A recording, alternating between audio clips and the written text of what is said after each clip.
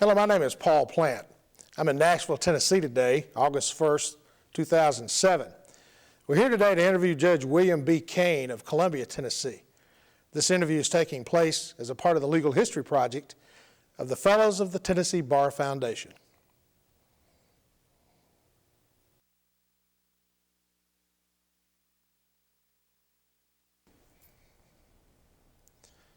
Judge Cain, first let me thank you on behalf of all of the fellows of the Tennessee Bar Foundation for giving of your time today to participate in the Legal History Project with us. Let's get the deposition part out of the way first if we can. Tell us your full name if you would please, sir. My full name is William Bryan Cain. And where and when were you born? I was born January 30, 1932 in Old Hickory, Tennessee, just across the bridge that I don't know whether it's still there or not, but it used to lead from Madison to Old Hickory. You took the first street on the left. I was born in the second house on the left. Tell us a bit about your parents. My parents, my father was Marshall Lawrence Cain, born in Gallatin, Tennessee. My mother was Willie Bryan Vinegar from Tullahoma, Tennessee. And your grandparents? Grandparents, paternal Walter P. Cain of Gallatin and Sarah Baker Cain. He was a long-time law enforcement officer in Gallatin. And on the maternal side, my grandfather was George W. Vinegar from the Tullahoma area. His wife was named Bertie. She died before I was born. Now, your dad, I understand, worked at a rock crushery?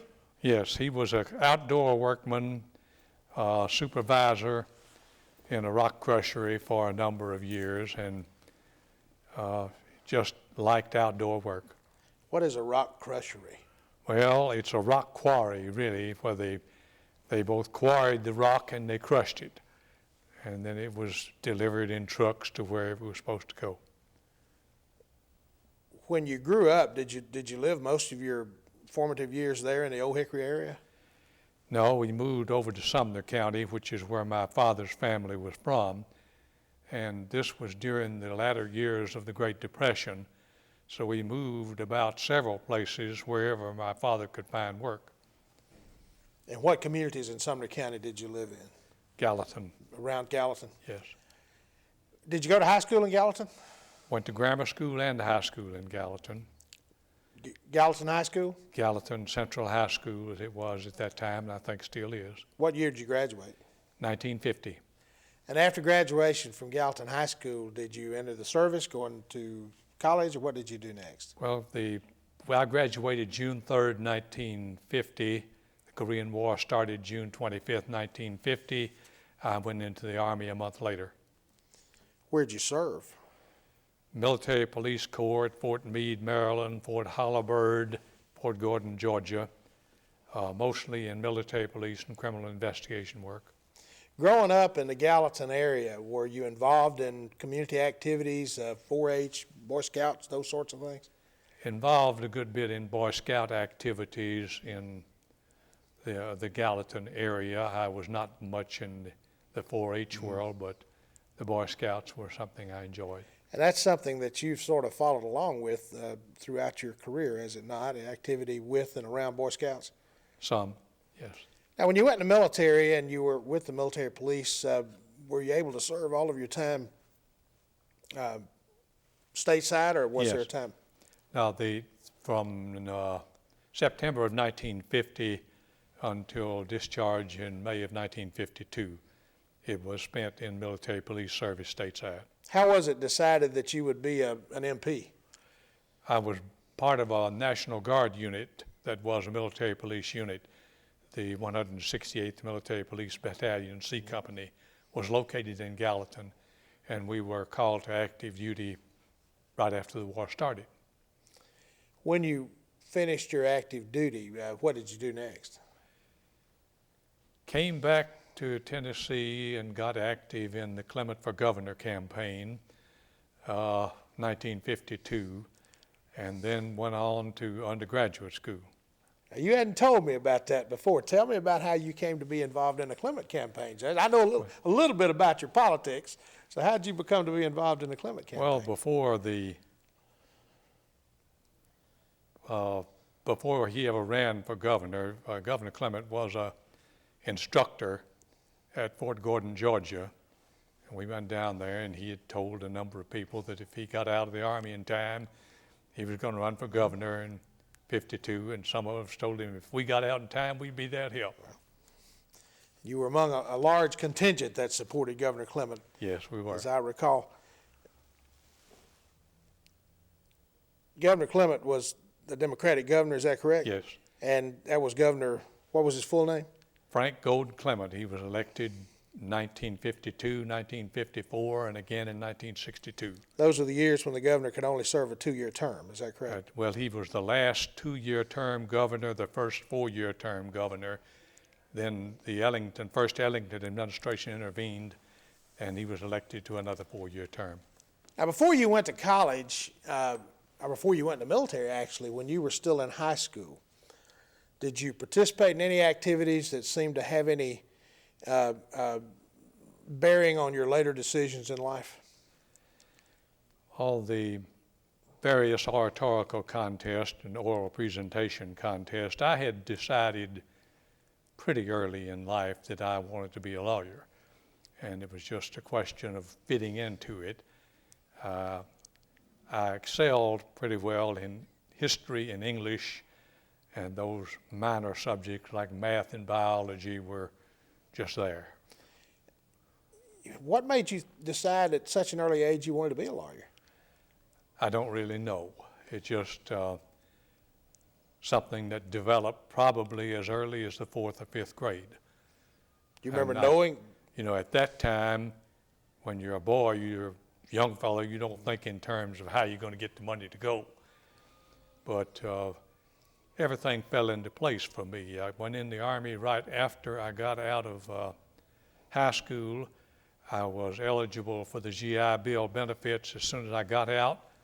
GI Bill paid $110 a month, got me through 3 years of undergraduate school, which is all you needed at that time, and got me through my first year of law school. That seems amazing now, but in those days you could do it.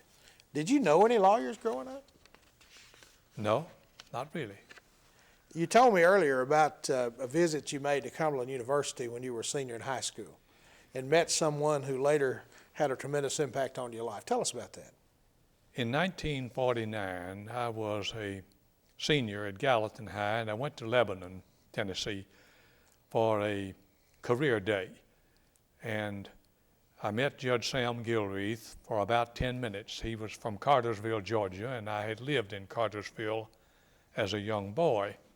And we had about a 10-minute conversation. And I was very impressed with the man at that time. So I left, went back to Gallatin, completed high school, went in the Army. We finished military service, finished my undergraduate work, came back over to Cumberland January of 1955 to enroll in the law school. Started up the steps of the memorial building, and Judge Gilreath was coming out. He stuck that big hand out and said, "Mr. Cain, how are you? It's so good to see you again." And you hadn't had any contact with him? Hadn't had any contact with him in 5 years, except that 10 minutes. But you wanted to be a lawyer even before you went to Cumberland and met Judge Gilreath? Yes. Did you go there for the law school career day portion or just to visit the college? Just to visit the college, and the law school was there as a part of the Right. career day. But I have to say that 10 minutes that I spent in 1949, I knew I was in the presence of a very impressive man. Where'd you go to undergraduate school? At Middle Tennessee State. And majored in? Pre-law, history and English generally. And immediately thereafter went back over to Lebanon and went back over. I finished my first year of law school. My GI Bill ran out and I had to quit for a year and go to work. I went to Washington to the Legislative Reference Service of the Library of Congress and spent a year saving up enough money to get back to finish my law school. And law school was a 3-year program? Yeah. At that time? It was, at that time you had a 3-year undergraduate program, a 3-year law school program. It upset my timetable, and when I graduated from high school, in 1950, you had to have 2 years undergraduate work, and the law school at Cumberland was 2 years. I was gone for 2 years, and during that time, they expanded to 3 years of undergraduate school and 3 years of law school, so a couple of extra years were added. And after you graduated Cumberland, did you go back to Gallatin? No, I went to Nashville with intentions of probably practicing in Nashville. I went to work for the Comptroller of the Treasury and stayed a year here in Nashville. And I got a call from Lon McFarland in Columbia and asked me if I wanted to come down and perhaps go with his law firm. This was before the interstate highway system, and I was living outside of downtown Nashville. And driving in and out of Nashville was hectic in the morning and in the afternoons.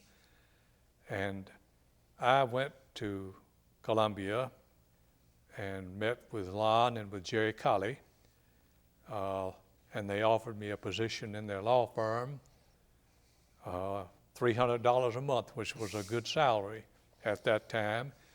And I decided that Nashville, the traffic was too congested, and I liked Columbia at first sight, so I joined the law firm. How did you know Mr. McFarland? I didn't know him. What happened, as I gathered from Jerry and from some of the others around, he needed a new young lawyer in his firm, and he was a Sam Gilreath man. Mm-hmm. So he called Judge Gilreath, and Judge Gilreath recommended me. I think he also called Allison Humphreys, who was at that time Solicitor General for the Attorney General's office, and I'd worked pretty closely with him while I was at the Comptroller's office. He also recommended me. So I had some good recommendations. General Humphreys later became a Supreme Court justice, Supreme did Court he not, justice, yes. in Tennessee? You did have some good recommendations. And when you went to work down there for Mr. Lon McFarland and Jerry Colley, did you know anything about them? No, Lon had introduced me along with all of the other recent graduates. He had been president of the Tennessee Bar Association in 1958, and he's the man who introduced us to the Supreme Court for admission to the bar, and that's the only way that I knew him. And of course I didn't know Jerry until I met him in the office. How long was it before you realized that you were a member of a pretty powerful law firm? Not long. It was a good learning experience. I got to enter areas of practice I couldn't have attained on my own in a dozen years.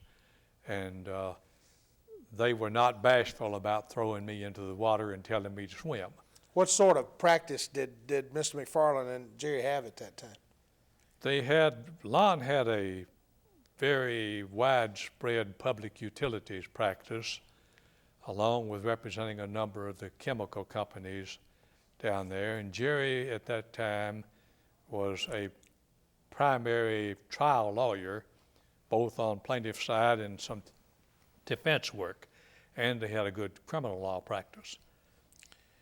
Do you remember the first case you were put on or had to try? I remember the first case I was put on. Well, Lon called me into the office one day and said he had a little case he wanted me to look at. And the case took me 12, 14 years before I finally got rid of it. It was a case involving some hybrid seed corn and involving a fire in a barn in Pulaski. And Lon wanted me to get familiar with the case, and I found in about 3 weeks' time he had developed a bad case of selective amnesia, and the case was mine from then on, and it was a bear cat, as we would call it. I spent most of my time on that litigation.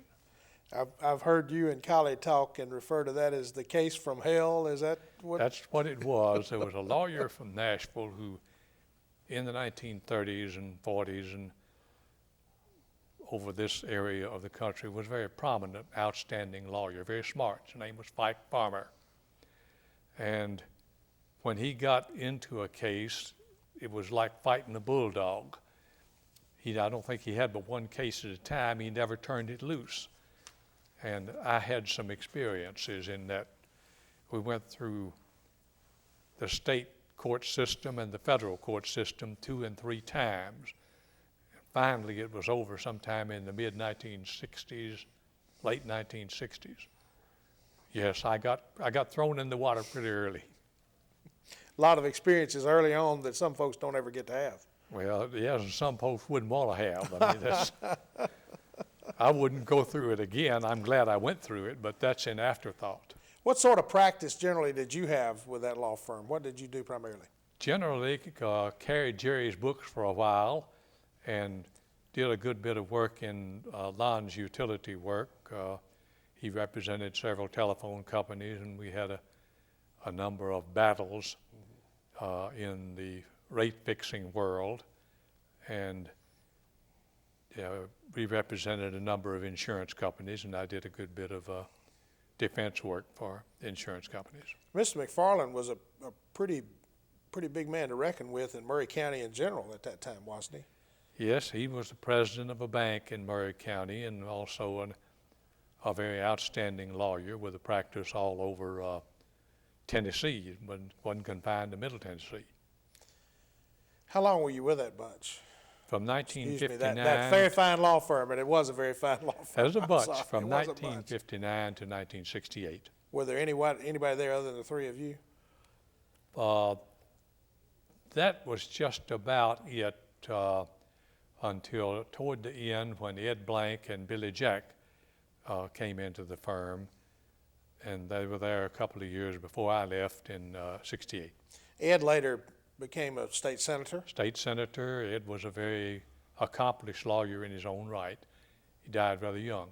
And Billy Jack became a very fine attorney as well. Yes, he did too. They were all outstanding lawyers. And even after you left, that was probably the prominent law firm in Columbia for a number of years, was it not? It was. And certainly in the years that you were there with Mr. McFarland and Jerry. When you left that firm, where'd you go? Tom Moore Sr. and Joe Henry, Jack Henry and Sam Lewis and I formed a 2-city partnership with offices both in Columbia and Pulaski.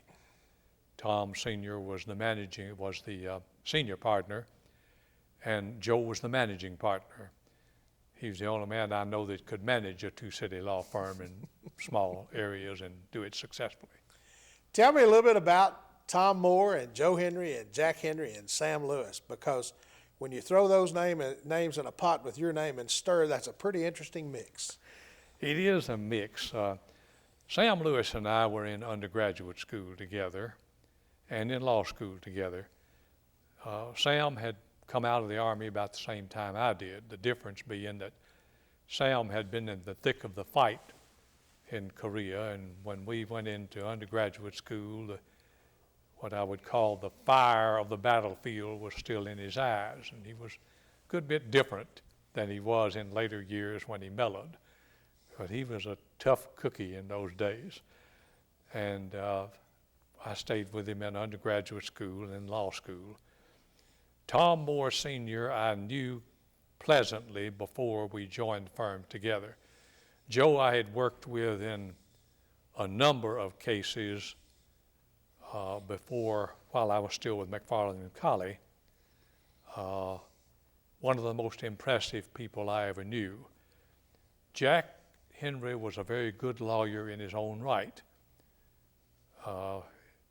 Joe, of course, was so dominant that all of us kind of lived in his shadow. But that was the law firm that we had. Now, you became a trial judge and later an appellate judge.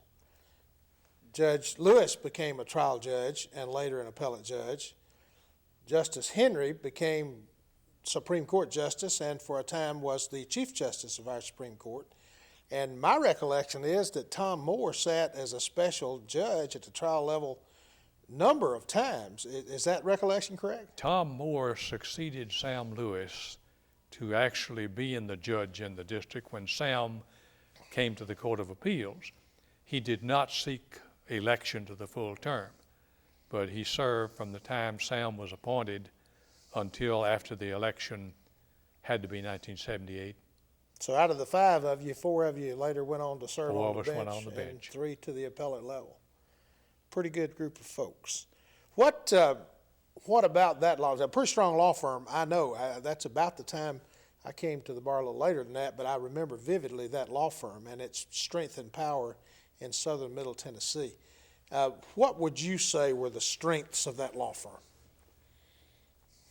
The strengths of it were varied. Of course, Tom Moore had an excellent banking practice. Estate practice was well regarded in the community. That was attested by when Tom decided that he was going to retire. And Joe had dreamed up this countdown retirement system where you retire in increments. Doesn't work. Tom tried to retire, but when the client was Tom Moore's client, that client wanted Tom Moore, not somebody else. So Tom ultimately had to just throw in the towel and completely retire. But primarily it was the organizational skill of Joe Henry that made the law firm work as it did. He was a master organizer. What was it about Joe Henry that made him special? There's so much lore about Joe Henry, particularly in southern Middle Tennessee, all over the state for that matter. What was it that made him so special? Joe was a very brilliant man and about as hard a worker as ever came into the law. In the preparation of a lawsuit, he dug deeper than anybody I ever saw. He turned the stones over beforehand, and when he went into court to try a lawsuit, he was ready for trial. And he tried to instill that in everybody else. He was a rather impatient man. And he was the kind of a person that simply was going to lead in whatever he did. There were some other pretty strong personalities in that group. Did that ever create problems? It created problems internally, but there were not problems that ever got outside of the realm of the internal workings of the law firm. But any problems that we ever had, Joe was the managing partner of the firm. And if I had to choose somebody to manage anything I was involved with, I'd want Joe Henry. He would be fair. He would consider every viewpoint. He would make a management decision. And when he made it, the rest of it accepted it. So there was a huge amount of respect, obviously. Great deal of respect. Mutual for him. respect, everyone for everyone else. He could exasperate you from time to time because he was an impatient man, but he was always eminently fair. In your days with Moore, Henry, Lewis, and Cain, were there cases that you still think of, remember, either with great passion or maybe a little hesitation or wish I'd never heard of that guy? Well, there are always a goodly number of those. We had a particular fight in Columbia over a sanitary sewer line that went through the court system endlessly. Joe and I both tried it, and it lasted, heavens, I don't know, 5, 6, 7 years before it was finally over. And it was one of those cases that all sides, including the judge, finally just wore out of, and we settled it. But it was, again, it was a case which called for tremendous preparation, and we were all ready for it. After you returned from your service in the military, you stayed active in the American Legion and some other military organizations. The American Legion, in my view, got me my education. See, my family, we had 4 children in the family. My father was a good worker. supported his family, but he didn't have the money to send me to college. I know where the Servicemen's Readjustment Act of 1944 originally came from, what was known as the GI Bill.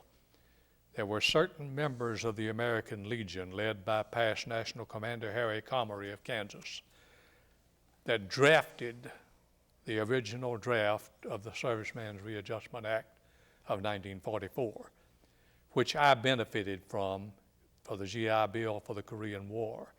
I've never forgotten what the American Legion did for me, and spent the rest of my active life trying to pay back in some measure what I owe the American Legion and what so many other veterans who took advantage of the GI Bill owe to the American Legion. So it was important to me. What is the American Legion? Who makes up the American Legion? American Legion is made up of veterans of the major wars. It began right after the First World War, and the leaders of the Legion in the First World War, they came back to practically nothing as far as veterans benefits were concerned. And the World War I people made up their minds during the Second World War that that wasn't going to happen to those who came back from World War II. So the veterans of World War I, those of us who benefited ought to remember Harry Comery and Warren Atherton, Roan Waring of Tennessee, Lyon Brandon of Mississippi, Tom Miller of Nevada. We ought to remember them like we remember the presidents, but of course we don't. But they are the ones that toiled in the vineyard to get the benefits that those of us who came after have received. So it's an organization of veterans who were in the major wars. And you've served, I believe, both as the deputy commander and the commander of the state American I was Legion. state commander of the American Legion in 1969 and 1970, and I served 27 years as a member and vice chairman of its National Legislative Commission, dictating legislative policy. So I've had a varied career with the Legion and enjoyed every minute of it. Have you felt that your abilities as a lawyer have allowed you to benefit programs such as the American Legion that you thought were worthy of your time and energies? Yes, perhaps more than anything else, I may have put more time into American Legion activities than would be normal, but it's just that I owed such a debt and still do. That's some things you can't ever repay. But my work as a lawyer helped a great deal, particularly in National Legislative Commission work. How long were you with Moore, Henry, Lewis, and Cain? Till we broke up in 1974 when Joe decided to run for the Supreme Court and Sam decided to run for the circuit bench, both successfully. At that point, the two-city firm broke up, and Tom Moore Jr. and I stayed in Columbia. And did you all form a firm, the two of you? Yes, we did. Who all was in that firm?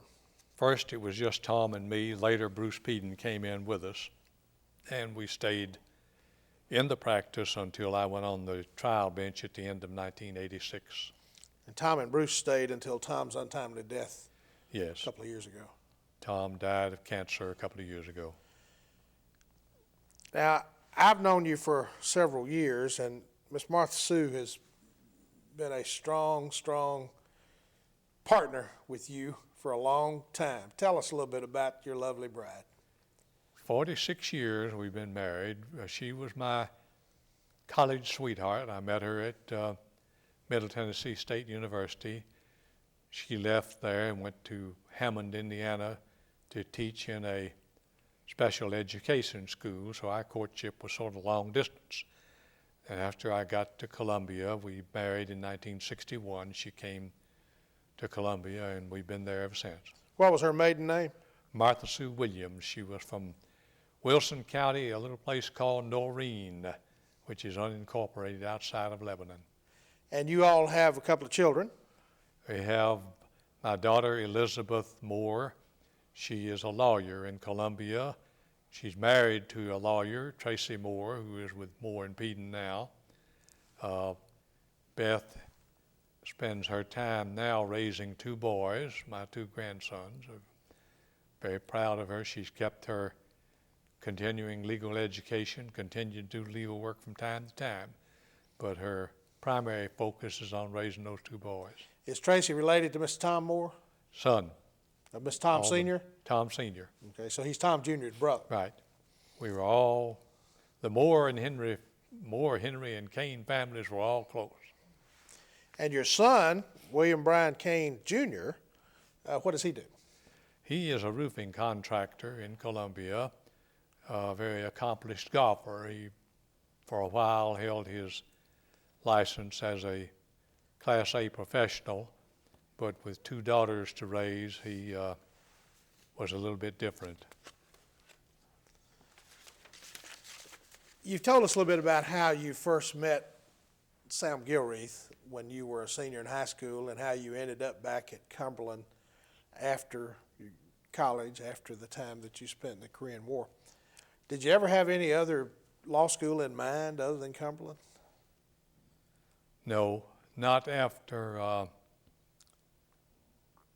well, really, I suppose you could say, not after 1949. Gilreath was that much of an influence from a very short visit, so I never had another one than that. I was in your office earlier today, and I noticed that you had a portrait of Judge Gilreath on your wall. Yes. Why do you have a portrait of a man that you knew 50 years ago on your wall even today? Because he was the great inspiration in my life. And I have 2 portraits on the wall. Yes. One is Judge Gilreath and the other is Joe Henry. And they are across the wall from each other. Every now and then I lean back and let them talk. And it's just something, there are certain people that make an influence and have an impact on your life. And those are 2 of the people that had the greatest impact on my life. What was it about Judge Gilreath that had such an impact on you? It was the man himself. I never saw him try a lawsuit. I was in his classes when he was a teacher, and he was such a great inspirational teacher. He was a very conservative person, very dedicated to the law and to lawyers. And he just had an inspirational way about him that few people have ever had. You told me earlier about some volunteer lectures he gave, particularly to graduating seniors. You have to, when you got ready to graduate from law school, he had a lecture that he gave called What It Means to Be a Lawyer. You didn't have to go. Go if you want to. But he would lay out for you that as a member of the legal profession, you had certain obligations to the community and to the profession. And he told one particular story that stuck with me throughout life, that in the criminal justice system, 2 things every defendant has a right to: a speedy public trial and competent counsel for his defense. And that the problem a lawyer faces taking an unpopular cause is that you're going to be ostracized, or at least you have the feeling you will, that the public will not understand why you could possibly represent this dastardly character, and you're worried about what your family may have to go through, and all of that, sort of like the To Kill a Mockingbird syndrome. But he put a hypothetical up that he said never happened in this country because lawyers and the integrity of the courts and lawyers wouldn't let it happen. That you have a criminal of, well, mass murder, whatever you want to call it, the worst there is. Somebody's got to defend him, but nobody wants the case because they're all afraid of what it'll do to their other clients and the practice and everything else. And have you ever thought about the alternative, that the judge sooner or later is going to have to call him in and tell him, Mr. Mass Murderer, I can't give you a speedy trial because I can't find a lawyer with guts enough to represent you, so I'm going to have to turn you loose. Well, that never happened because lawyers never let it happen. And the court never let, he bear down on what your responsibilities were when you took the oath as a lawyer. And he was very proud of lawyers and very appreciative of lawyers, and I've never forgotten it. Were you ever faced with a case that was unpopular and that you really didn't want to be a part of, and that you felt you had to take because of that oath and your obligation? Yes, I've had that. Now we have a public defender system, and the public defender has to take those cases, but when I first came to the bar, there was no money, either state or federal court. You didn't get paid anything at all. You didn't even get paid your expenses. It was a part of your duty as a lawyer at the bar when you were appointed to a criminal case to take it and to do your best to represent that client. And if you lost it, you had to appeal it. You had to do that for nothing. But that was part of the duty that a lawyer had. And if you were going to take the oath as a lawyer, you had to recognize that as a part of your responsibility. And you had some of those, I'm sure. All of us have. All of us have that have been around for long enough. You had a case that you didn't really like to take. But when you take the case, it's not a case where you can go through the motions. It's your obligation to fight as hard as you possibly can, as fairly as you can. You cannot roll over and play dead and be true to your oath. It's pretty clear that you remember what Judge Gilreath told you. I do. In that lecture, and that you tried to apply it throughout your career. Have you had an opportunity to share that with young lawyers in your career? From time to time, yes, and I've tried to share that because something can get lost in the business of law. It's so different today. How much money do you have to make in your law firm before you can take a dime out of it? It's different from what it was. But it's still a great profession in addition to being a necessary business. And those duties have not changed. They're still the same. Your former partner and our mutual friend, Jerry Colley, has told me that he considers the Murray County Bar one of the more collegial bars in the state, and Jerry practices all over the state. And he says that you are the person most responsible for that. How do you respond to that? Well, I don't know about being most responsible, but it's a matter of Murray County is a relatively small community. It's more urbanized now than it was when I first got there. But there's a way to practice law, and there is a way to practice law.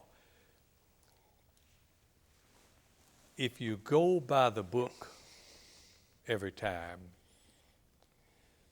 sooner or later the shoe's going to be on the other foot. And take for an example, if you and I were on the opposite side of a lawsuit and we had a case set and you had got a chance to take a personal vacation some distant place, and I could get that lawsuit reset within a reasonable length of time so it didn't hurt my client, you don't have any real reason to ask for a continuance. But am I going to sit there and say, no, Paul, we're going to try this lawsuit, cancel your trip?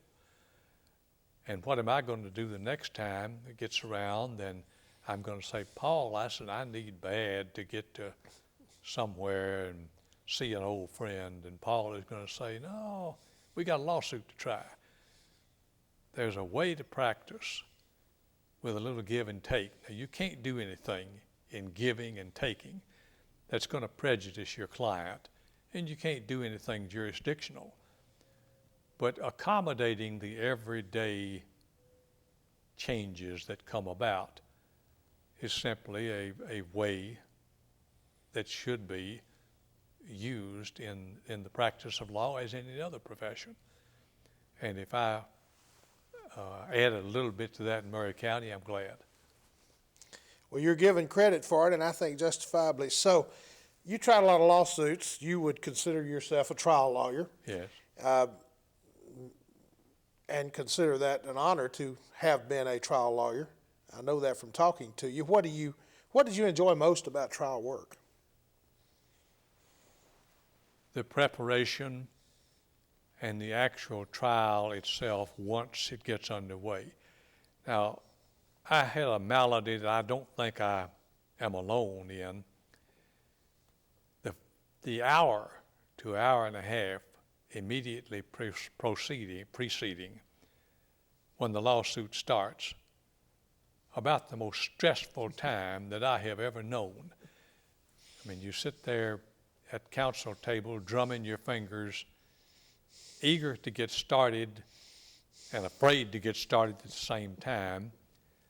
I once asked Joe Henry, after I'd been practicing a while, how to handle that, and he told me that as soon as he found out how to handle that, he'd let me know. But it's there. Once the gavel is down and once the case is started, if you're prepared, it's going to fall into place. You're not going to run into any great surprises. But that first hour before it gets started is nerve-wracking, and there's no way you can get around it. But I just enjoyed the adversary nature of in-trial combat. Do you find a conflict between the adversarial nature of trial combat and the collegiality that we were just talking about? Have you found any situations where other lawyers got so caught up in the adversarial process that they were no longer able to socialize or be collegial with it? That happens from time to time on a limited basis and a limited time thing. There's no way you can avoid that.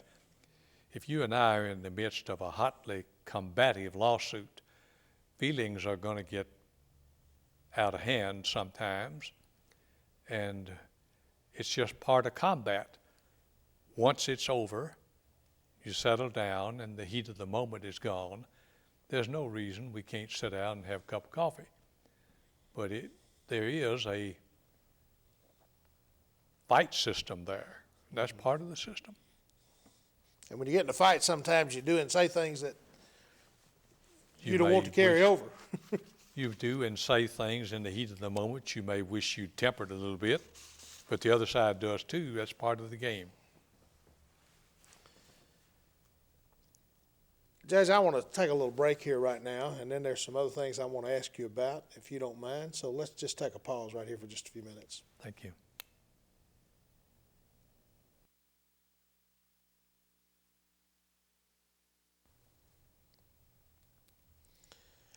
Judge, I want to shift gears on you just a little bit and talk about why you left the practice of law and desired to become a judge. I guess that goes back a good many years. I enjoyed the practice of law, more and more the practice becoming a young man's game, and I was getting a few years on me by the end of 1986. And I was at age 54 then, and I always wanted to go on the bench at some time or another in my life. I didn't want to give up trial lawyering, and that was a hard thing to do. I felt like I could do a good job on the bench and on the trial bench, and had run a couple of times before against a couple of real good friends and lost. And then the opportunity came at the end of 1986, and I applied for it, and Governor Alexander appointed me. How long did you serve before you had to run for re-election? Oh, that was 1986. I ran for re-election in 88. Have you had opposition since you were appointed? When you ran for judge before you were appointed judge, did that cause any difficulty with you and with the sitting judges you ran against? It, on the surface, you might say, but no, it did not. as it was, I wasn't running against a sitting judge. I ran first against my friend Jim Weatherford. He and I were classmates in law school. And that's judicial campaign. There's nothing you can say. There was nothing I could say about Jim that wasn't good. Mm-hmm. And pretty well the same thing happened years later with Jim Hamilton. Good lawyer, good person, good man, good friend. So it's hard to run a judicial campaign. After you were appointed to the bench, you and Judge Hamilton have shared a secretary for a number of years. Shared secretary, shared offices, very close. Matter of fact, I talked to Judge Hamilton a little bit. He told me he thought you'd rather read a law book than a novel any day of the week. Is that true? Well, it's pretty close to right. I gave up reading novels some years ago because once you pick one up, it's good, you can't put it down. And I always enjoyed reading my law books. If a lawyer doesn't enjoy reading law books, he's not going to enjoy life. Now, you were appointed to the bench by Governor Alexander. As I recall, he was a Republican. That's true. And you earlier told us that you had been active in the Clement campaign, and as I recall, he was a Democrat. That's true. I was as loyal as one could get as long as Frank lived. He died in 1969, and that began, say, a migration, politically speaking, not just in the state level, but on the national level because of difference in philosophy.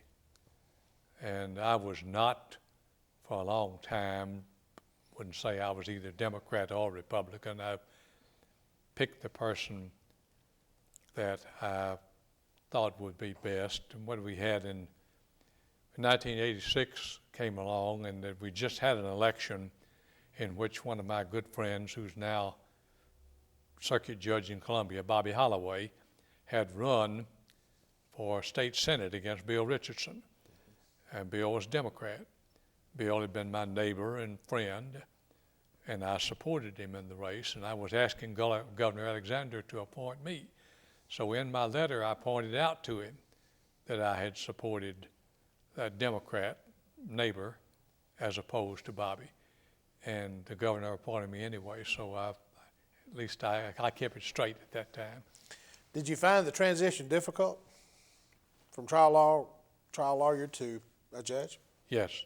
In the beginning, the great difficulty is the tendency, when you get a real good one going, to want to come down off the bench and shove Paul Plant out of the way. Let me have that witness. I'll show you. Not understanding, of course, that you know a lot more about your lawsuit than I did, and I would probably ruin it, but just have that wanting to get back into the fight instead of being the referee. Were you surprised at anything that you learned from that side of the bench, if you will? Not surprised. I was pleasantly happy to find that relationships between me and various lawyers had very little influence on the case when it came time to judge it. That's something you have to worry about. You know somebody real well, you don't know somebody else. You worry about whether you're going to be leaning in a particular direction. That turns out not to be the case. You rise above that. When you were first appointed to the bench, did you have to undergo any training, or were you just thrown up there to judge? Well, you're just thrown up there to start with. Of course, I went out to Nevada to the Judges College and spent a while out there learning a few of the intricacies of it, but I had some good teachers. Judge Weatherford and Judge Hamilton been there for a while, and they were both very helpful. Mm-hmm. We've always had, in my opinion, one of the strongest judiciaries in our circuit. We were one of the first circuits where judges wore all the hats, were chancellors, circuit judges, and criminal judges. What was your thought about having to sit in judgment of cases that you may or may not have tried many of? It's a bit unique. Everybody has their preferences. I never was really enthralled by criminal law. I took the cases that were assigned to me. I stayed as proficient as I could, but in personal preference, I preferred the give and take of a civil case involving products liability, contracts, torts, and that sort of thing. So that's a matter of personal preference. But it's each case is unique in its own facts. A lot of things are going to be similar, but you never have two that are exactly alike. So it's got a bit of excitement to it. Have you been satisfied, may not be a good word, but it's the best I can come up with right now. Have you been satisfied, or in the days when you were a trial judge primarily, with and performance is not a good word either, but the performance of the lawyers who appeared before you, their preparation, their presentation? Did you feel that as a general rule, the bar in Tennessee that you had an opportunity to observe was holding their banner high? I think in general, yes. Now, there again, you have some cases in which one side is obviously better prepared than the other. And that's a source of great concern, because you're talking about clients and not necessarily lawyers, but the ideal situation is to come into a case where you've got two lawyers who are prepared, ready for trial, ready to give battle, and both know what they're doing. When you run into the situation where you have a case ill prepared on one side, it's a challenge. How do you feel about your responsibility as a judge, particularly in a jury trial, where one side is obviously represented by a less prepared attorney? It's hard to separate how you feel as a judge from how you felt as a lawyer. When I started in the practice of law, one of the first cases I had, Chancellor Knox Bigham had decided the case against me. I agreed with his findings of fact, Chancery case, disagreed with his conclusions of law, so I was going to take it to the Court of Appeals. I didn't think I needed a transcript of the evidence because I was agreeing with him. Well, they let me down easy when I got to the Court of Appeals. The statute provided the Court of Appeals had to find the facts separately, which of course they couldn't do without a transcript. J.G. Lackey from Nashville was my opponent, and he was very kind to me. And the members of the bench were very kind to me, let me down easy. I left the courtroom that day saying, in the future I'll lose many a lawsuit. I'll never lose another one because I didn't do my homework. And I didn't. I resented the situation where somebody came against me who was obviously ill-prepared, and the trial judge tended to balance the table. And that bothered me, and even after it got on the bench, it's still a bother, because the lawyer who has worked hard and prepared his case, it doesn't need to be trying the case against more than one person. But at the same time, you've got clients and not lawyers. I mean, it's the client's case after all. And that is a very, very difficult thing to run into. Fortunately, you don't have it often. But when you do, you just have to play it by ear. Have you had a case or two that really stick out in your mind as the best prepared case you've ever been involved with when you were on the bench? I think the best prepared case I ever saw was one that took us 13 weeks to try in Columbia. Was a jury trial involving the Harvest Store, which was a grain storage feature. Some very able lawyers tried it on both sides of the lawsuit, and it gave you the impression you're going to get in a major piece of litigation. These were great lawyers on both sides. We picked an ordinary jury of ordinary people who rose to the occasion probably the best jury that I ever had a case before. They were attentive, they studied, they deliberated for 6 days before reaching ultimately the verdict. But the manner in which the lawyers tried that lawsuit kept their attention. And you look over there in the jury box, and you can see when people are attentive and when they're not. And almost every time you'd look, the jury was focused in on whatever lawyer was up or whatever witness was up. They were watching, listening, and the lawyers were performing at peak, and the jury was performing at peak. It was just a beautiful experience. The jury system itself, there's some who say that it may have outlived its usefulness, that it's impossible to give a jury enough information to make a proper legal decision. How do you feel about the jury system? I think the jury system is the single most important factor in American liberty. It's the only system ever conceived in the genius of the human mind, by which the administration of justice is kept in the hands of the people, not the government. There's no power structure in a jury. But you have a jury in the box, and the common misperception is they don't know the law. They're not supposed to know the law. Or they can't decide it as well as a judge. Why? What gives a judge the ability to discern who's telling the truth or who's not? You have 12 minds on that jury. No mind, yours or mine, is going to catch everything in a lawsuit. It's just not going to happen. But in the sanctity of the jury room itself, they've all listened. What one missed, another is going to pick up on. And during the discussion, all facets of the case are going to be ironed out. They're far more likely to reach a just decision than any other system.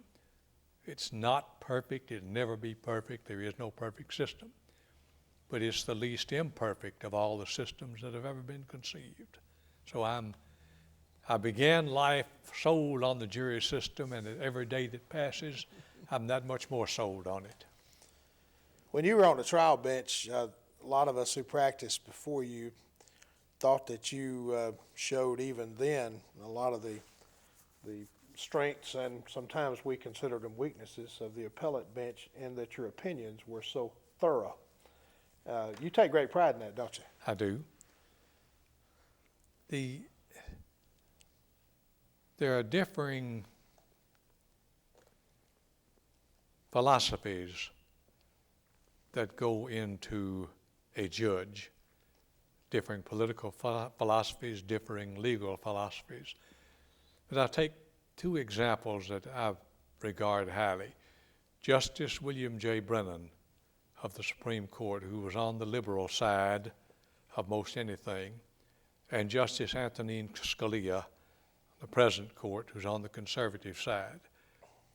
Regardless of your philosophy, you can read Brennan and you can read Scalia, and you can follow what they're saying like a roadmap.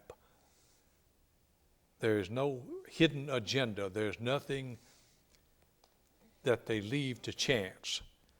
And even though they're going to come to a different conclusion, it's almost fun to read their opinions. If a case is worth writing about at all, it's worth giving it the best that you have.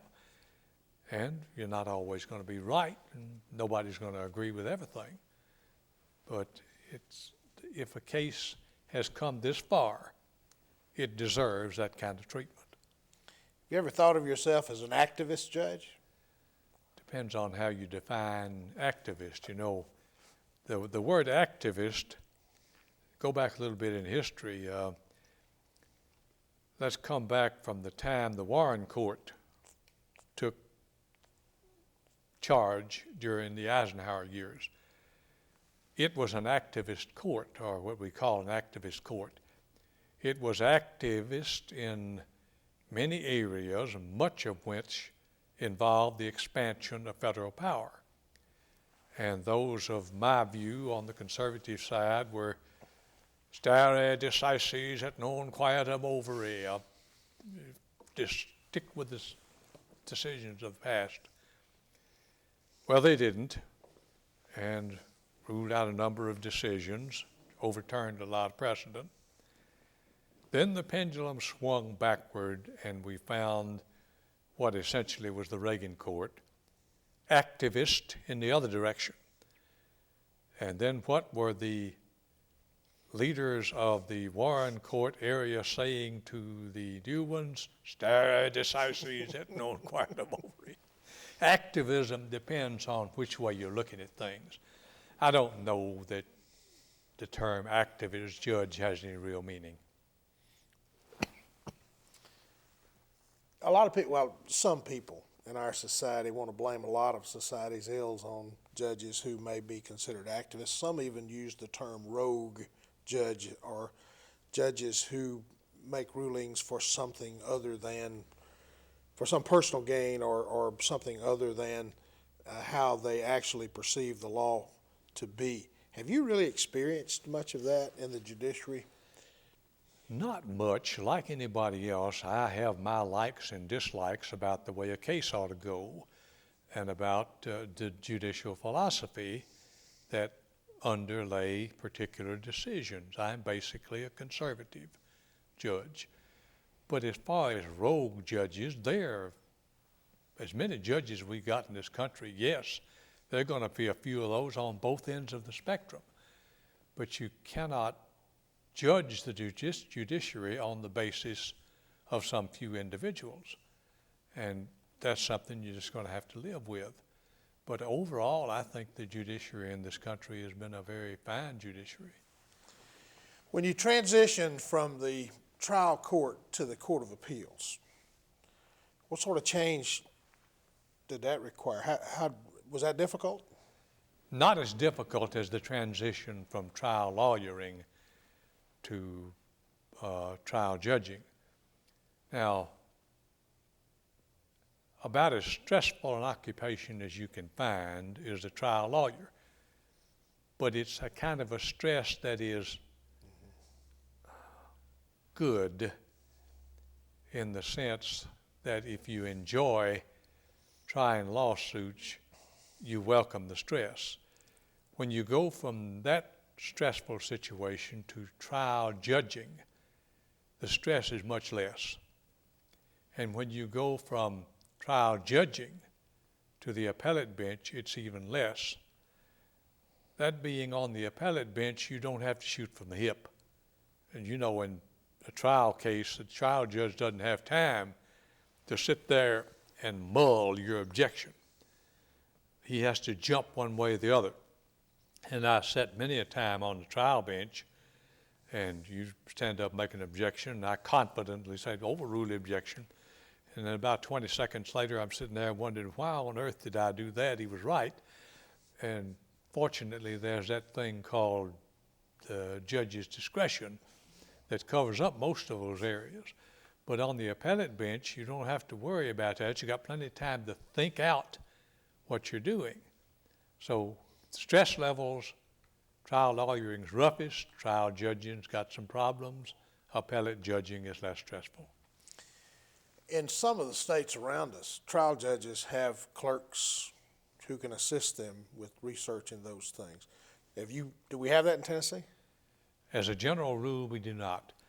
In some of the metropolitan areas, yes, they do. But it would be a great help if we could do so in Tennessee, and the trial judge could have somebody to do the legwork. But by and large, the trial judge in Tennessee is on his own. And considering that circumstance, most of them do a magnificent job. Many judges, I won't say most, but many judges ask the attorney for the prevailing party to at least submit a draft of an opinion. Was that your practice? If I was going to write an opinion, I wrote it myself.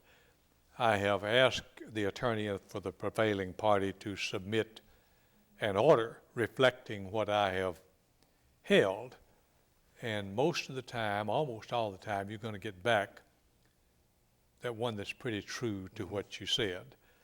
No lawyer is going to run the risk of having what he submits back to the judge questioned. So they're contrary to what the popular thought would be, that he might try to color it his way.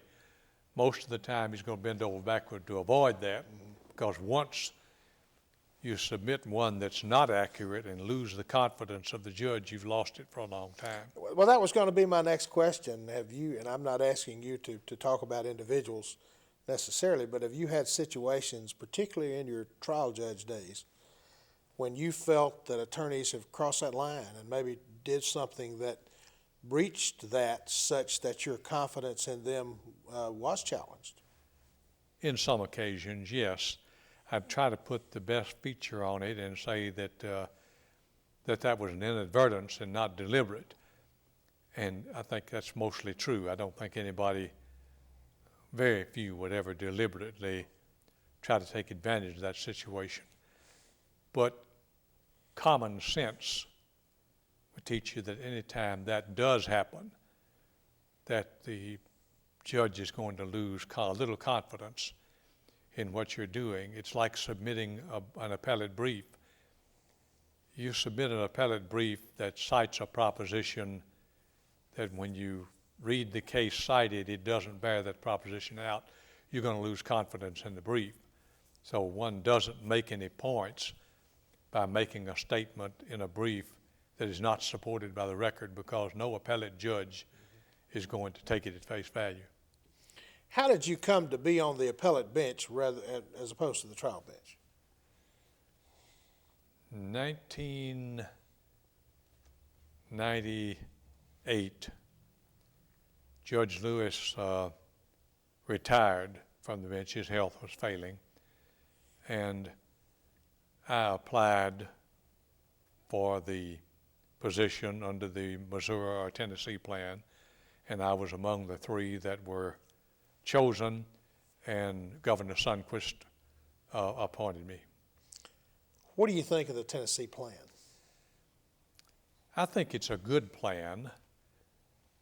I've always, had difficulty with Higgins against Dunn, the decision that upheld the Tennessee plan, in the sense that it's really a referenda rather than an election.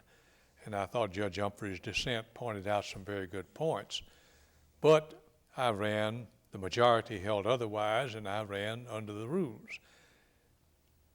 The second side of that coin, it is impossible to run a statewide campaign for judge under present conditions without selling your soul.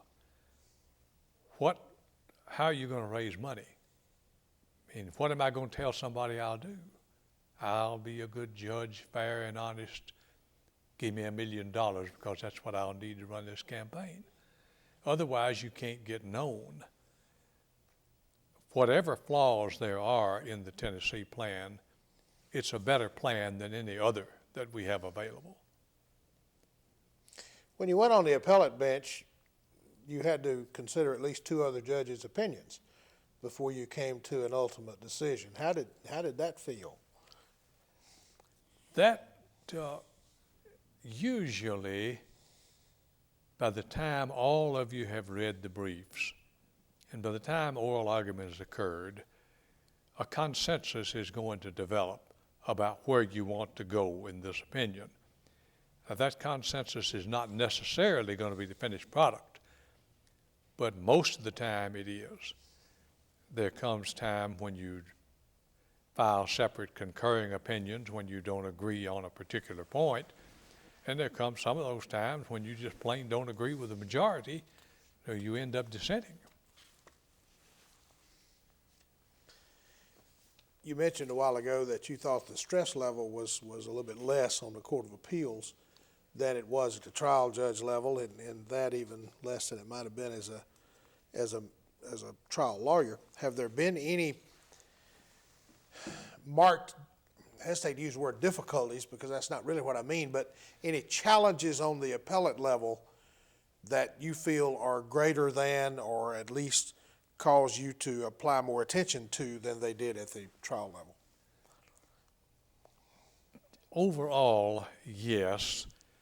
Because in the trial level, you're facing an individual case with so many things that can go wrong from the standpoint of having no time to reflect and consider what you're doing, because it's all going on rapid fire. In the appellate level, you've got that time to sit back and reflect. And there are times when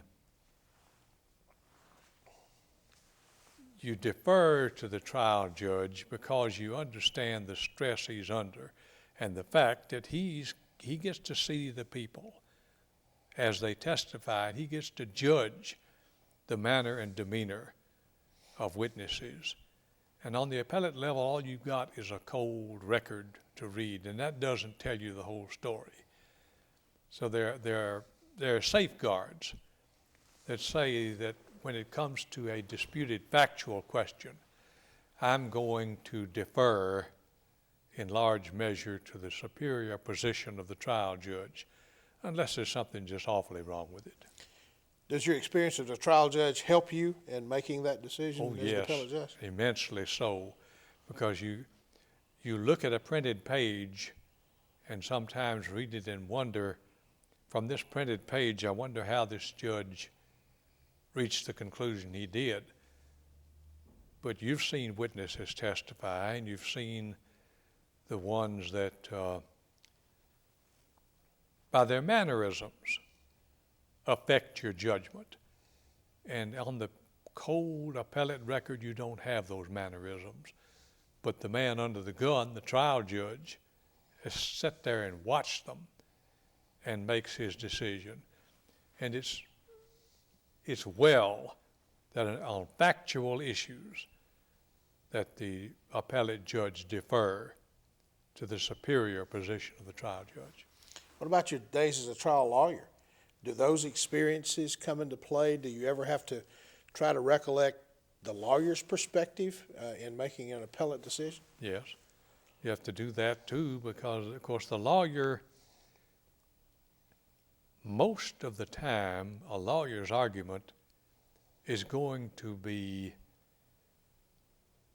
an argument that genuinely addresses the case and puts the focus on his side of the case. You're not going to find a lawyer arguing a case who's going to go out in left field, because he knows the record's not going to back that up. And you think of yourself when you had the same position, and the foremost thought in mind in arguing a case was to keep the confidence of the court. If you've got a weak place in your lawsuit, admit it. I mean, the worst mistake one can make is for an appellate judge to ask a question and the lawyer try to dodge the question, because he's not going to dodge it. Sooner or later, he's going to have to answer it. If it's weak, concede it's weak and get on to something else. It's not decisive. But that most lawyers know that, and most really experienced appellate lawyers are not going to try to bluff their way through something. How important is it that you have friendship and collegiality with the other members of the court in making decisions? That since the other members of the court are about all you have, I mean, we're isolated up on the second floor of this building, and my whole world is spent with 3 other people, my 3 colleagues on the court. That's my morning, that's my afternoon, and that's sometimes my evening. So if you can't have a collegiality environment with them, you don't have an environment. The one thing about appellate judging is the isolation. It's both good and bad. The isolation gives you the opportunity to think. But I like lawyers, and this kind of isolation takes some getting used to. It's clear listening to your answers that you share my love for lawyers. True. And what lawyers can and should do in our society. What do you attribute that to in your case? Why do you feel so strongly about lawyers? Because most of my experience with lawyers has been a positive experience. And I say that from hundreds of lawyers that I've dealt with. There are some unpleasant experiences and some you wish you didn't have. But by and large, I've found lawyers, and particularly the ones I've associated closely with in the trial lawyering business, to be diligent and honest and people that try to get along in this give and take world. And I was taught that about lawyers from the beginning, and my experience has taught me that by and large that's correct. There are going to be some exceptions to that rule, but there are exceptions to every rule. You mentioned a moment ago that you spend a lot of time with a few colleagues. Who are those colleagues in the Court of Appeals here? Judge Cottrell and Judge Clement, and of course Judge Koch has just gone to the Supreme Court, and we don't have his replacement yet. And on the floor we have three of the lawyers from the Court of Criminal Appeals, Judge Wiedemeyer, Judge Smith, and Judge Wells, and I see them from time to time. But most of my time is spent with my law clerks and my loyal administrative secretary and my colleagues on the Court of Appeals. When you were a trial judge, how did you feel when the Court of Appeals overruled you? Well, you got to sort of look at that two different ways. Nobody ever likes to get reversed, but on those occasions when I've been reversed, I thought the court done a pretty good job of giving their reasoning for the reversal. And they're not up here to rubber stamp me.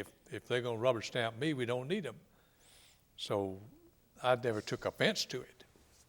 Didn't like it, of course. Nobody likes to get reversed.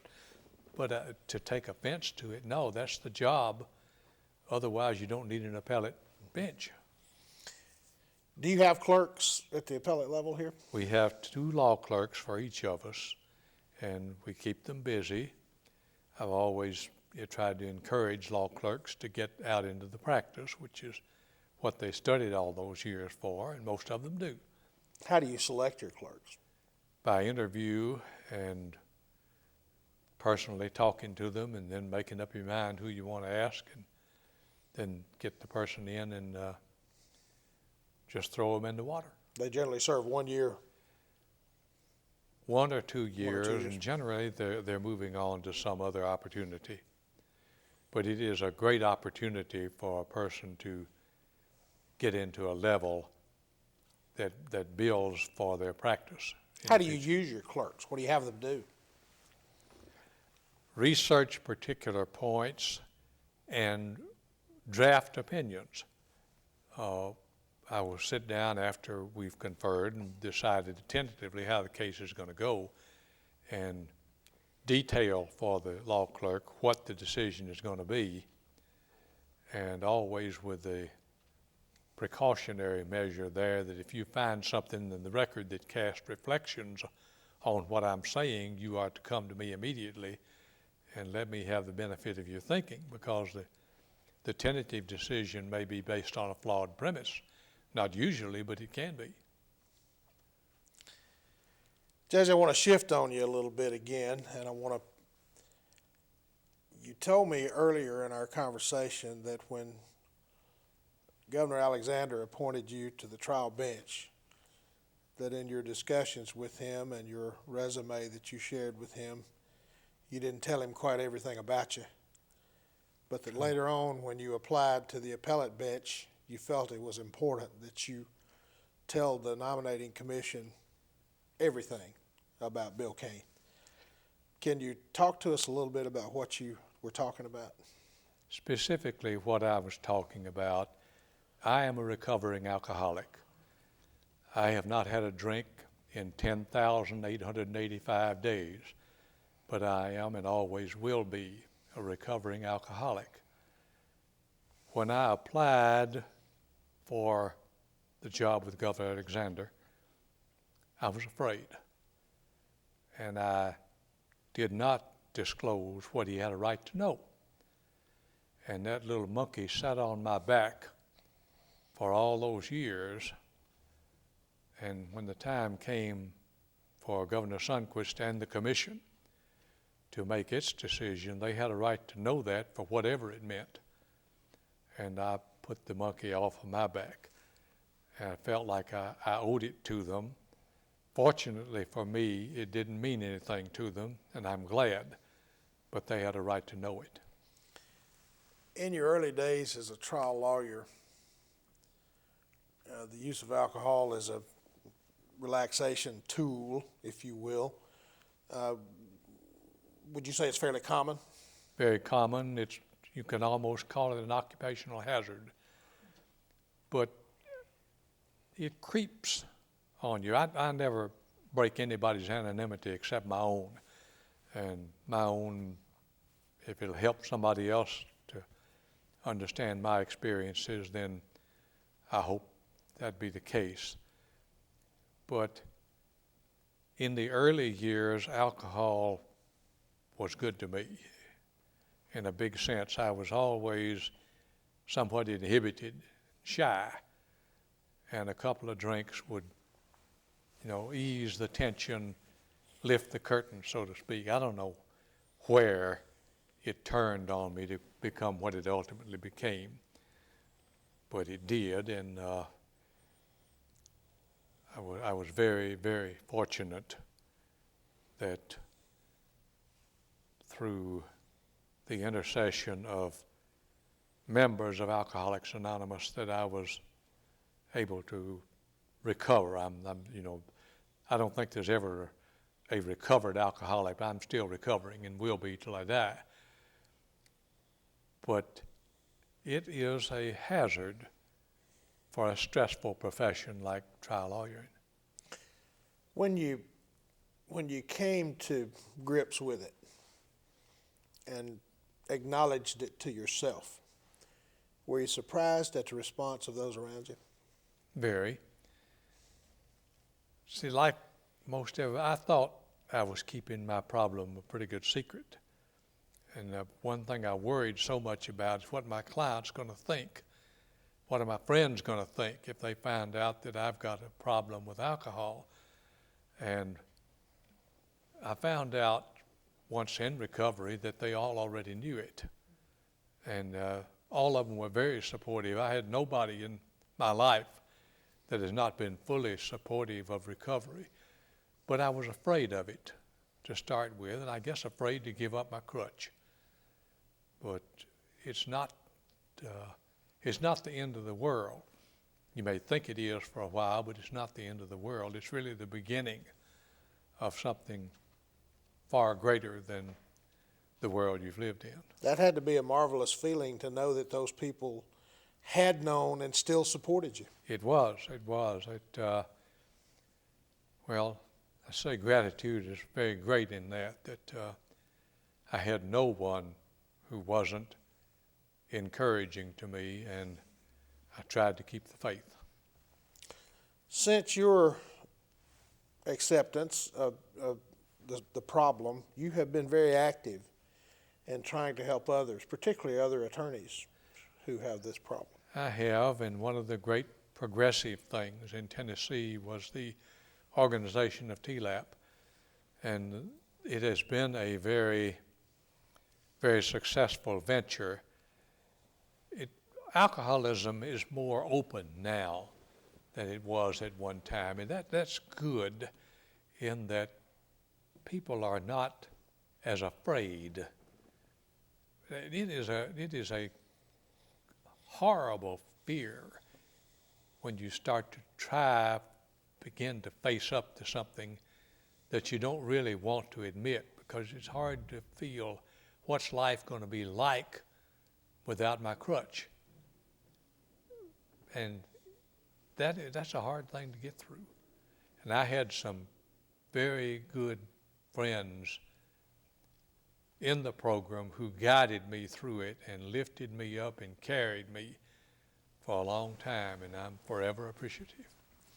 I can imagine that the willingness to accept a lack of control might even be more difficult for a trial lawyer than most folks in society.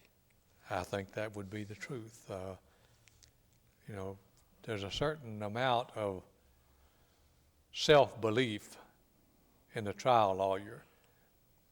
He's invincible, but he's not. The programs that you've been involved with, are we doing enough? There's never enough. I think we're doing as much as we feasibly can. You cannot force recovery on somebody. And somebody who's not ready or not willing in this kind of a world, there's only so much you can do. And we continually improve it. I think TLAB has been a great step in the right direction, but it's still growing and it's still progressing. But to say we do enough, well, what is enough, I don't really know. What is TLAB stand? Tennessee Lawyers Assistance Program. It's designed to help lawyers who are in trouble, not just alcohol, but any type of behavioral problems that affect a lawyer, whether it's psychological, drugs, or any type of situation where a lawyer needs help. We talked earlier about the strong law firms that you were privileged to be a part of. Many lawyers, particularly young lawyers who practice in our state, don't have the opportunity to be involved with senior lawyers, with mentors, if you will. What do you think the value of that has been to you, and what do you think the value of that might be to all lawyers who come into the profession, to have someone who can stand in a mentoring position? I don't know what I would have done, where I would have gone without Lon, without Jerry, without Joe, without Tom, without Sam, without those people who guided me in the formative years. Because when you walk out law school and hang out your shingle alone, you're going to get help from people. Lawyers are very good about helping young lawyers, but there's no substitute for going under the guidance of somebody who has been there in the big time, as Lon and Jerry and Joe and the others had been, that were my mentors.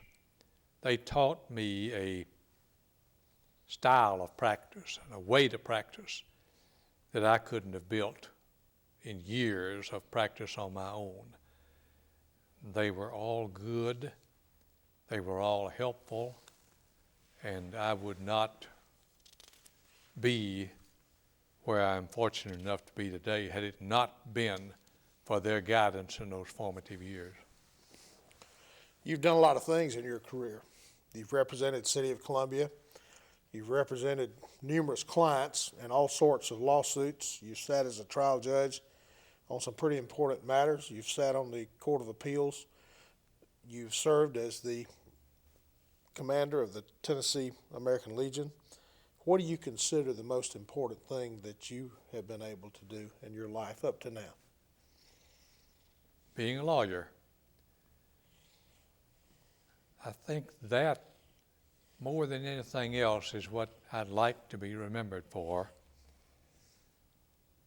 because it's what I wanted to be all my life, what I was fortunate enough to be, and all the rest of it comes from simply being a lawyer. I enjoy the law, I enjoy the challenge. I like to read the law and study the law, and I've been given the opportunities to do it in a manner that very few people have ever had. So I'm a pretty lucky fellow. We're here today, Judge, prior to your retirement, because you've learned recently that you have some health problems. You've had some health problems for quite some time, but they've become exacerbated in the last little while. Would you talk to us a little bit about that? The basic problem, of course, a number of them. I've had coronary artery problems for 20 years, and they have been pretty well controlled.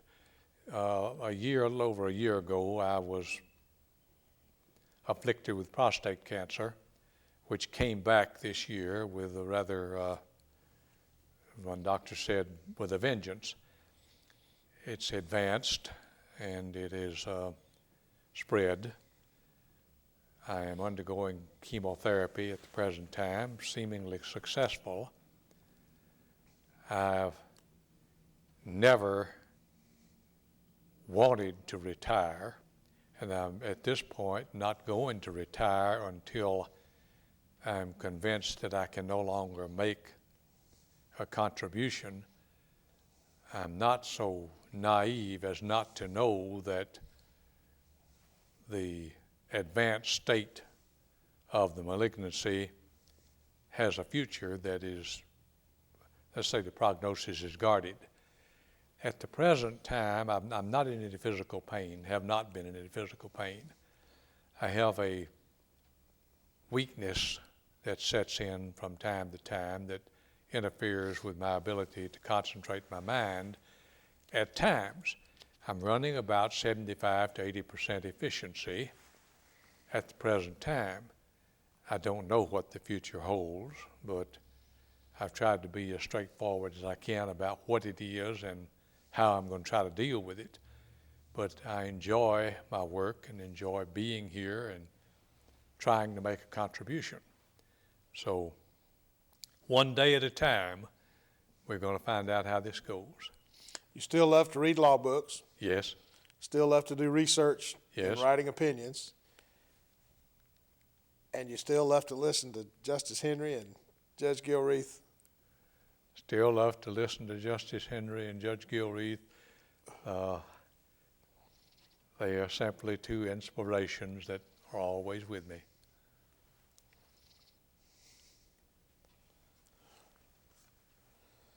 Do you use computers for research, or do you just use law books? Computers. You've used a terrible word. Let's say I have a secretary, administrative assistant, and two law clerks who are very proficient in the use of computers. I do not break out in the hives every time I touch the computer, but I am not what you would call computer literate. I love my books, and that's getting harder and harder as time goes by, because nobody short of Vanderbilt can afford the kind of library that I need in order to be the book person. You can't buy the print media books that you need to fulfill my kind of need. Now that's been true for years now. Back when I was practicing law, I spent a good bit of my time borrowing time from Vanderbilt's law library because they stayed open till 1 o'clock in the morning. Mm-hmm. You could get down there at 4 in the afternoon, get a full day's work in.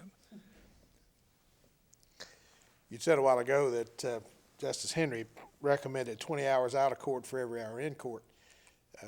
Do you subscribe to that in writing opinions? 20 hours in the books to 1 hour of writing opinions? Maybe not 20 hours, but a good bit more time in the books than in actually writing the opinion, because looking at a book, you got to comprehend what the book is saying before you trying to put it down in an opinion. So yes, it takes a lot of time reading. It's just like the preparation of a lawsuit. There's more time reading than there is dictating. Since you started practice, there have been a lot of changes in the practice of law. One of them is, of course, the advent of computers. Typewriters, Oh, Paul, I remember the time when I first came in, when onion skin was still the part of the world, and the manual typewriter was just going out of style. The new element of electronic typewriters and that curse of secretaries called the proportionate spacing typewriter, which came out with a beautiful print, but you had one backspace for an I, 5 backspaces for a W, and all the rest were in between. I was in the days when you didn't have copy paper, you had matrix and wet copy, which meant you typed your document on the matrix and pulled it through a wet copier one at a time to get the pages that you would have. You would not correct but the worst of your misspeakings in the brief, because the secretary had to do the whole thing over again. Now you can correct it any way you want to almost instantaneously. But those were days when all this stuff was in its infancy, and we thought we were quite progressive with an electric typewriter and getting the wet copier. It was before Xerox came out with the first of the dry copy, and dry copy was tough to get used to. So many things have changed, and it's many changes for the better, many that are not. what about changes in the law? We were talking earlier about the new rules. You remember when the new rules came into effect? I mean, the new rules haven't been in but about, 35 years. But boy, when the new rules came in, it was a real problem for some of us who had grown up in modified common law pleading, and it had a rather dangerous laxity, as I thought, in destroying pleading as a science. But it was inevitable, and we've acclimated to it and acclimated quite well. But you still have the nostalgia for the old days when things were slower, but you couldn't live with it in the modern world. Some of the issues that face you today are issues that you might not have thought about when you began practicing. What to do with frozen embryos, for instance, matters such as that. How do you see the changes in the law itself? And I guess more importantly, how do you see the bar and our profession as responding to those changes? Have we done an adequate job of representing the viewpoints so that the courts could do an adequate job in making decisions? I think so. You have to keep two perspectives in mind there. One is the need to progress with time. Another is the need to preserve what you have that is good and not get in too great a hurry. The common law is a living, breathing, developing mechanism that needs to develop in its own time. And I think we are doing a pretty good job of allowing it to develop without rushing headlong into the unknown. As you have experienced the law, really from all areas of law, the active practice as a trial lawyer, the trial judge, and now on the appellate bench, where do you see the profession being 10 years from now, 20 years from now? How do you see the practice of law changing, if at all? I think the technological changes are by no means over. If anything, most of it's ahead of us. We may not be able to recognize legal research 10 years from now, even to what we know. A lot of things we can't see in the future. It's taking away something that nostalgically you hate to lose, but you cannot survive in a competitive legal atmosphere being a Bill Cain of the old days. You simply can't do it. What about those considerations that Judge Gilreath shared with you all? Can they survive? They have to, because he shared something I don't think time ever destroys. There's an integrity to this profession that has to be maintained, or the profession itself becomes nothing. A lawyer owes something to the law. That's not going to change. And the people like Judge Gilreath, like Joe and the others who paved the way for my generation, I can only hope that we can pave the way for future generations, acclimate to change, but certain things, integrity, simply can never change. If I were a third-year law student and I came to visit with you and said to you, Judge Cain, I'm about to enter my third year of law school, after which I'm going to go out into the real world, do you have any words of wisdom for me? What might they be? To study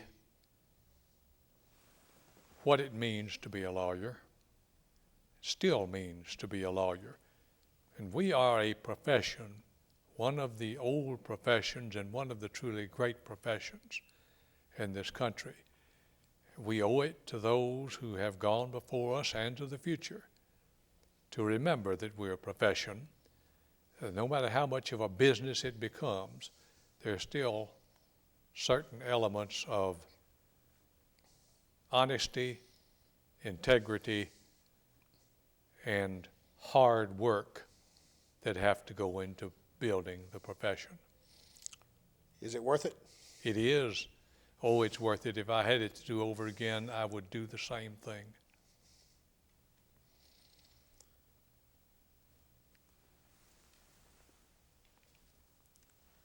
I've asked you a lot of questions, and I hope I've covered everything we've talked about before and possibly even some things we didn't.